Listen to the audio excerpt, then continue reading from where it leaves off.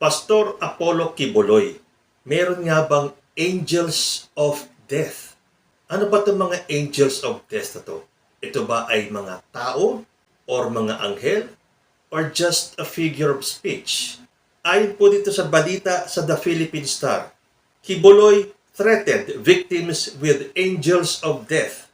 Controversial preacher Apollo Kibuloy sexually abused girls of his congregation and threatened his victims with death should they break their code of secrecy. Yan po ang sinabi ng Philippine National Police. Kibuloy, the founder and leader of the Kingdom of Jesus Christ, had sets of girls who were regularly offered to him for sexual pleasure. PNP, Public Information Officer Colonel Jean Fajardo said, citing the accounts of the victims. She said despite fearing for their safety, the victims found the courage to recount to police investigators their harrowing ordeal at the hands of Kibuloy, the self-styled Son of God. Fajardo described the victims' revelations as horrible, as they were manipulated into believing that what they were doing for Kibuloy was in accordance with God's will and thus gain them passage to heaven. Hay, parang napakabigat naman sa dibdib nito. Ito po kasi yung pagkaka-describe ng mga biktima, yung kanilang mga revelasyon sa kanilang dinanas sa kamay ni Kibuloy. Sabi ni Fajardo, after the sexual acts of Pastor Kibuloy with these victims, they are told that they are still pure. Their womanhood is still intact because what they had intercourse with is the Spirit of God. Wow! Alam nyo kung totoo ito? Natatakot ako para sa kaluluwa ni Apollo Kibuloy. Matapos niyang sabihin na siya na ang daan, ang buhay, ang katotohanan, na hindi tayo makakarating sa kalangitan kung hindi dadaan sa Kanya dahil siya daw ang huling pipirma. Sinabi pa niya na kapag tayo ay dumating sa langit, hindi natin makikita ang mukha ng Diyos o ni Hesukristo dahil ang makikita natin ay ang Kanyang mukha. Dahil ang Diyos Ama daw ay nananahan na kay Apollo Kibuloy. Ito yung mga blasphemous na mga salita. And correct me if I'm wrong.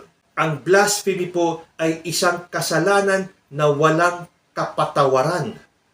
Tapos itong pahayag na ito, na matapos makipagniig ang mga biktima kay Kibuloy, sasabihan sila ni Kibuloy na huwag kayong mag-alala because you are still pure, na ang inyong pagkababae ay intact pa rin dahil ang inyong nakaniig ay ang Espiritu ng Diyos.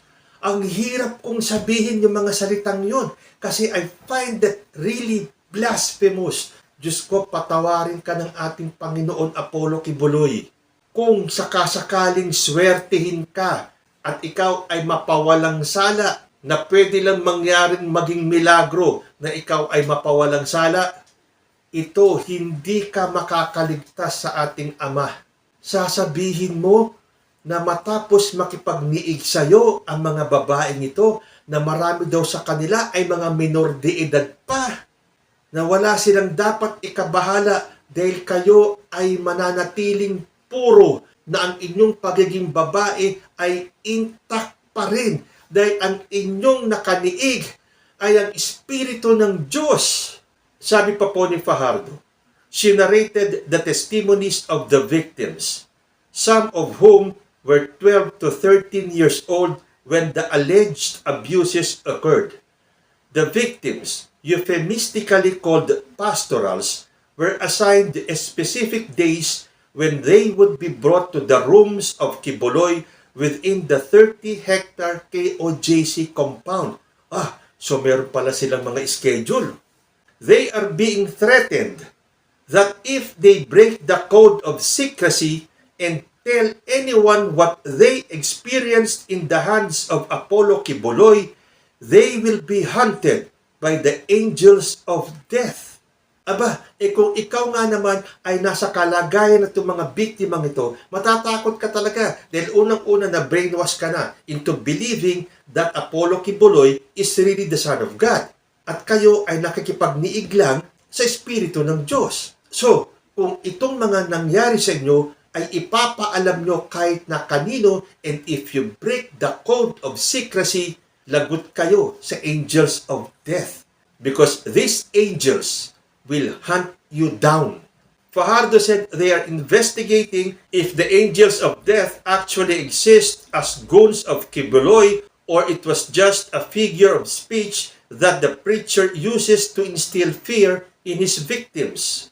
She was mum on the other details about the victims as they continue to fear for their lives even if Kibuloy is already detained at the PNP Custodial Center at Camp Crame. Natural, hindi nyo po maaalis sa mga biktima na sila ay mangamba pa rin. Dahil kahit na nakakulong na si Apollo Kibuloy, alam nila na marami pong galamay itong si Kibuloy. At anytime, ngayon they broke the code of secrecy, ay pwede silang huntingin ng mga angels of death ni Kibuloy. Although ang sabi naman ni Fajardo, she urged other victims of Kibuloy to come forward, giving assurance that the government will protect them from harm. Kibuloy should be ready to face additional cases for abusing the girls for his pleasure. He can expect that we will not stop until the victims get the justice they deserve. Although, nagsalita naman po ang kampo ni Kibuloy. At ang sabi po dito, angels of death na panakot umano ni Pastor Apollo Kibuloy sa kanyang mga biktima, tinawag na fake news. Pinabulaanan ng kampo ni Apollo Kibuloy ang mga aligasyong panakot umano ng pastor ang angels of death sa biktima nito ng pang-aabuso. Ayon sa legal counsel na si Attorney Mark Tolentino, walang kahit na anong private army si Kibuloy, kaya hindi posible na huntingin nito ang mga lalabag sa code of secrecy o magbubunyag sa mga illegal na gawain ng pastor. Inihalimbawa ni Tolentino ang paglusob ng mga armadong kapulisan sa Kingdom of Jesus Christ compound sa Davao City na ni isa ay wala namang pumalag. Sa ngayon, iniimbestigahan pa ng PNP kung goons ba ang angels of death or isang figure of speech lang. When ito ngayon nakakulong na si Kibuloy, lalabas at lalabas naman po ang totoo. Malalaman po natin kung itong angels of death ay totoong mga tao, mga goons, mga anghel, or figure of speech lamang.